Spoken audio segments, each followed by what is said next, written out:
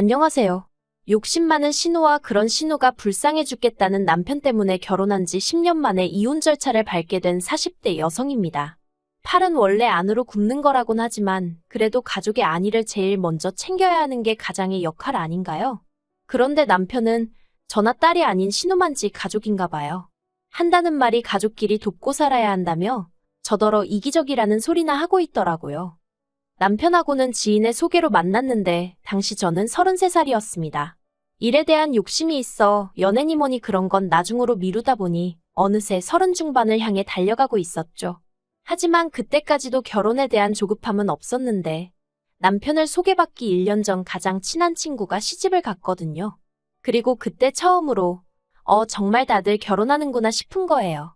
그래서 그때부터 주변 사람들한테 살짝 부탁을 하기도 하고 그렇게 몇몇을 소개받게 되었습니다.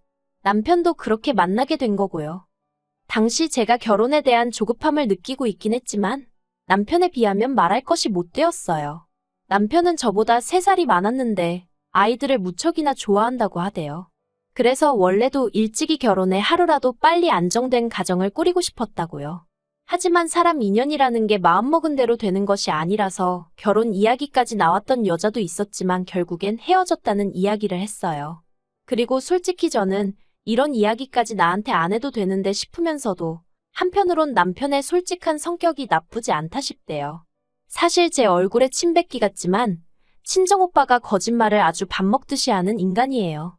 그래서 오빠가 자라는 동안에는 친정부모님이 마음고생을 어지간히 하셨는데 그런 오빠도 결혼을 했고 그러면서 이후로는 언니까지 고생을 하는 중이었죠. 그리고 저는 그 모든 과정을 옆에서 똑똑히 지켜보며 자랐기에 거짓말이라면 아주 학을 띱니다. 아무튼 이후로 저는 남편과 1년 가까이 연애를 했고 양가의 축복 속에서 부부의 영까지 맺게 되었죠. 남편이 간절히 아이를 바라기는 했지만 저는 나름대로 신혼생활에 대한 로망이 있었어요. 그래서 남편을 설득해 당장 애를 갖지는 않았습니다. 눈에 넣어도 아프지 않을 딸을 갖게 된 건 결혼하고 2년째 되던 해였어요. 그리고 돌이켜 생각해보면 그 해에 이런 일도 있었네요. 원래 결혼 당시 양가에서 똑같은 금액을 지원받기로 했었는데 청첩장까지 돌리고 나서야 어머님이 갑자기 신우한테 돈을 해줘야 한다면서 해주시기로 한 1억을 못 해주신다 하셨거든요. 그래서 그 돈을 친정부모님이 부랴부랴 마련해서 메꿔주셨는데 그 일로 남편이 한동안 저나 저희 부모님 앞에서 얼굴을 못 들었어요. 친정부모님도 그 일로 대놓고 뭐라 말씀은 안 하셨지만 마음이 꽤나 상하신 눈치였고요. 그래서 이후로 그 1억을 메꾸기 위해 정말 부단히 노력을 했습니다. 신혼생활이라곤 했지만 정말 그럴듯한 외식 한번 안 해가면서 허리띠를 졸라매고 살았죠. 물론 친정부모님이 2억을 해줄 생각은 없었으니 1억은 도로 갚아라 그러신 건 아니었어요. 그저 저나 남편 마음이 그렇게까지 받을 순 없다는데 동의했었달까요? 그래서 친정부모님의 의사와는 관계없이 남편과 제가 알뜰살뜰 돈을 모아서 제가 딸애를 임신했던 해에 친정부모님께 갚아드렸죠. 그런데 이 일이 시댁 귀에 들어가면서 이상한 말이 나왔습니다. 어떻게 친정에다 1억이나 갖다 바칠 수 있냐는 거였죠. 황당했어요. 주시기로 하신 돈을 안 주셔서 남편과 제가 공경에 처할 뻔했던 걸 뻔히 아시면서 어떻게 그건 쏙 빼놓고 결과만 놓고 말씀을 하시나 싶어서요. 그래서 혹시나 오해가 있는 건가 싶어 어머님 아버님 그리고 신우까지 다 모인 자리에서 하나하나 차근차근 다시 설명을 했는데 어머님이 하신다는 말씀이 친정에서 그 돈을 기어이 내놓으라 하더냐는 거예요. 마치 저희 친정부모님이 닥달을 했냐는 식으로 물어보시면서 말해요. 놀란 제가 절대로 그렇지 않았다고 했어요. 실제로 친정부모님은 그 돈을 받으실 생각을 하지도 않으셨고 오히려 그 돈 때문에 저희가 한창 행복해야 할 신혼의 고생을 한다고 마음 아파하셨다고요. 그러자 어머님이 그러면 제가 이상한 거랍니다. 상대가 달라지도 않는데 기어이 돈을 모아서 앵겨줬으니 그건 제가 친정에 갖다 주고 싶은 마음이 있어서 그런 거라면서요. 그리고는 그게 만약 시댁에서 준 그러니까 어머님이 주신 돈이었어도 기어이 그렇게 줬겠냐며 빈정거리시대요. 황당했죠. 친정에서 1억, 시댁에서 1억을 해주자고 상견례 자리에서 얘기가 된 거였거든요. 남편이나 저나 1억을 달라고 한 적도 없었고 오히려 어머님이 요새 남자 쪽에서만 집을 해오는 일이 어딨냐 하시며 그러지 말고 양가에서 1억씩 해주자 먼저 얘기를 꺼내셨는데요. 그런데 이제 와서는 저를 친정에 퍼주지 못해 안달난 액수로 몰고 가시더라니까요. 그래서 제가 그럼 어머님이 그때 안 주신 1억 저희 친정 부모님한테 주실 수 있냐고 물었어요. 엄밀히 따지면 어머님이 먼저 말을 바꾸셔서 상황이 이렇게 된 거니까 결자해지라고 어머님이 먼저 그 돈 저희 부모님께 주시라고요.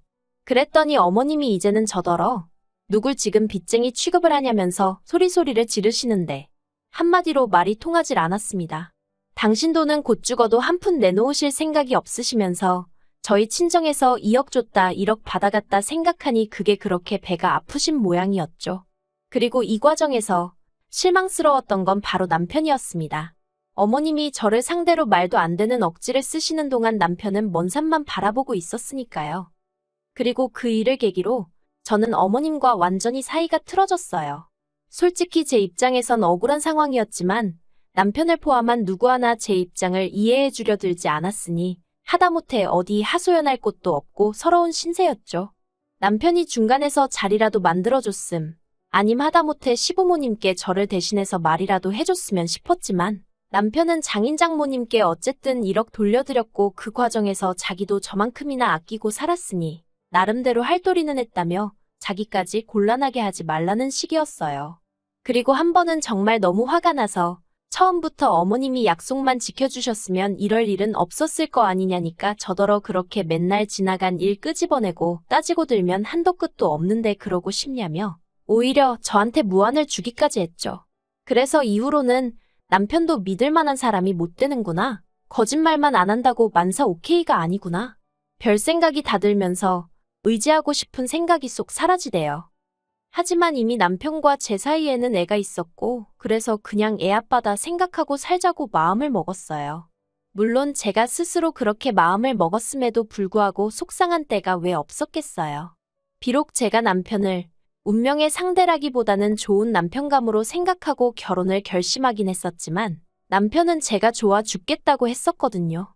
저 없이는 못 살겠다고요. 그렇게 정말 하늘의 별도 달도 따다주네 하던 인간이었는데 저렇게 달라질 수가 있나 싶은 게 그럴 때는 정말 내가 못하러 결혼을 했나 하는 생각도 들고 회의감이 장난이 아니었어요. 하지만 그때마다 애를 생각하면서 마음을 다잡고 버틴 거죠. 하지만 그렇게 버텨온 지난 세월이 무색하게 결국 남편과 이혼을 결심하게 되었습니다. 남편에게는 위로 2살 많은 신우가 있어요. 신우는 저희보다 일찍 결혼하여 애도 2이나 있고요. 아무튼 그런 신우가 몇 년 전 한창 부동산 시정이 호황일 때 학군 좋은 지역에 오피스텔을 2개나 분양받아 놨었거든요. 그리고 그 소식을 들었을 땐 솔직히 대단하다 싶고 부럽기도 하고 그랬어요. 저희는 살고 있는 아파트 하나가 전부였으니까요. 아무튼 그런데 문제는 얼마 전이었어요. 신우 생일이고 해서 밥이나 먹자 하여 신우네 부부랑 저희 부부만 따로 만났는데 신우 표정이 영 안 좋더라고요. 그래서 무슨 일이라도 있냐 하니까 신우가 기다렸다는 듯이 말을 꺼내길 몇 년 전 분양을 받아놨던 오피스텔 잔금을 치르는 날이 2달인가 3달인가 남았답니다. 그런데 도무지 답이 안 나온다면서 어쩌면 좋겠냐는 거예요. 그리고 그때 시매부가 저희 남편더러 잠깐 나가서 담배나 피자며 자리를 비웠고 그렇게 신우와 제가 단둘이 남게 되었는데 신우가 하는 말이 저더러 돈 좀 빌려주면 안 되겠냐입니다. 그래서 제가 그게 무슨 소리냐고 갑자기 무슨 돈이냐고 그랬죠. 그리고는 제가 돈이 어딨냐는 소리도 했어요. 실제로 저희도 아파트에 걸려있던 대출을 완전히 상환한 지 얼마 되지 않았던지라 수중에 가지고 있는 돈이라곤 싹싹 긁어도 2천만 원이나 될까 말까 한 상황이었거든요. 그래서 물론 그런 자세한 이야기는 안 했지만 빌려줄 만한 돈은 없다고 했어요. 그러니까 신우가 말 그대로 죽상을 하고는 하는 말이 요새 부동산 시장이 안 좋아서 마피를 붙여놔도 집이 안 나간답니다. 그리고 분양을 받을 때 넣었던 계약금도 대출이었다며 자기 정말 너무 힘들다고 하소연을 하더라고요. 사실 신우랑 저랑 사이는 좋을 것도 나쁠 것도 없었습니다. 제가 어머님과 사이가 안 좋았던 건 맞지만 그래도 신우는 딱히 어머님 입장을 대변하려 든다거나 그런 건 없었어요. 오히려 한편으로는 저희가 결혼하던 시기에 자기가 돈을 빌려가면서 일이 이렇게 됐나 싶다고 미안하다 한 적도 있었죠. 하지만 그렇다고 또 뭐 얼마나 가깝게 지낼 만한 계기가 있었던 건 아니에요. 실제로 신우랑 남편도 죽고 못 사는 남매 사이는 아니었고요. 하지만 그런 거 저런 거 다 떠나서 어쨌든 가족 간의 형제 간의 돈거래에서 좋을 게 없다는 건 제가 이미 오래전에 직접 겪어봤잖아요. 그러니 어휴, 빌려줄 능력도 안 됐지만 능력이 됐어도 해주고 싶은 마음이 없었죠. 그래서 신우한테는 사정이 딱한 것도 알겠고 이해는 되는데 정말 돈이 없다고 했네요. 그랬더니 신우가 한다는 말이 그러지 말고 아파트를 담보로 다시 한번 대출 좀 받아달랍니다. 저희가 대출 얼마 전에 다 갚은 건 들어서 알고 있다면서 그러니까 지금 다시 대출 받을 수 있지 않냐면서요. 그리고는 자기네 그 오피스텔 잔금 못 치르면 계약금도 다 날아가는데 그 돈이 7천이 넘는다며 자기들 그럼 진짜 큰일 난다나요. 그래서 제가 도대체 얼마나 필요한 거냐니까? 2억이랍니다. 어휴. 2억이 진짜 누구 집 똥개 이름도 아니고 막말로 그거 빌려줬다가 못 받으면 저희는 어쩌나 싶대요. 그래서 액수도 너무 크고 정말 어려울 것 같다 미안하다고 했어요. 그런데 신우가 왜 못 받냐입니다. 오피스텔 일단 잔금 치르고 부동산 경기 좀 풀리면 학군이 좋으니 금방 매매든 뭐든 될 거라면서 저더러 왜 부정적으로만 생각을 하냐고 그러지 말고 좀 자기 좀 살려달라는 거예요. 어찌나 신우가 매달려서 사정을 하던지 그래서 일단은 남편하고 얘기는 해본다고 했어요. 솔직히 얘기해보고 싶지도 않았고 제 마음이 달라질 것 같지도 않았지만 그렇게라도 말하지 않으면 죽어도 저를 놔주지 않을 것 같았거든요. 그리고 어느 정도 실랑이가 끝나갈 즈음 저쪽에서 심해부랑 남편이 들어오대요. 이후로 밥이 코로 들어간 건지 입으로 들어간 건지 모르겠는 식사를 마치고 남편과 집으로 돌아왔습니다. 제가 남편더러 신우 얘기 알고 있었냐고 물으니 자기도 담배 피면서 들었다대요. 그래서 제가 난 싫다고 했어요. 있는 돈을 빌려주는 것도 아니고 집 담보로 대출받아서 빌려주는 건 정말 아닌 것 같다고요. 그랬더니 남편이 하는 말이 자기도 저랑 같은 생각이랍니다. 그리고는 자기들이 그렇게 급하면 사는 집을 팔아서 그 오피스텔 잔금을 메꾸든지 해야지 왜 우리한테 그러는지 모르겠다고요. 정말 다행이다 싶대요. 혹시나 남편이 빌려주자고 하면 어쩌나 싶었는데 남편도 다행히 무조건 팔이 안으로 굽지는 않는구나 싶은 게 그래서 이 이야기는 이대로 끝났다 싶었어요. 신우한테 연락 오면 남편이랑 상의해봤는데 안 된다고 하더라 얘기하면 되겠구나 하고 안심했죠. 그런데 며칠 전 남편이 뜬금없는 이야기를 꺼냈습니다. 자기가 곰곰이 생각을 해봤는데 그냥 담보대출 받아서 신우한테 돈을 빌려주는 게 좋을 것 같다는 거예요. 그래서 제가 갑자기 뜬금없이 그게 무슨 소리냐고 했더니 자기가 회사 사정 때문에 곧 회사를 나와야 할 것 같은데 회사를 나오면 대출받기가 쉽지 않아질 것 같다면서 이렇게 된 거 그냥 받아서 빌려주고 싶다나요? 어이가 없었죠. 그래서 더는 대화로 풀어갈 일이 아니구나 싶어 단칼에 거절했습니다.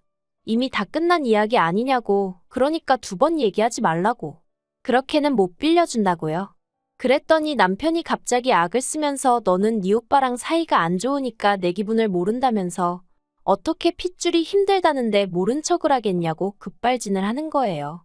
그러더니 자기가 어떻게 하면 되겠냐입니다. 무릎이라도 꿇을 거냐면서 한마디로 원맨쇼를 하더라니까요. 아니 지가 무릎 꿇으면 어디서 2억이 뚝 떨어지나.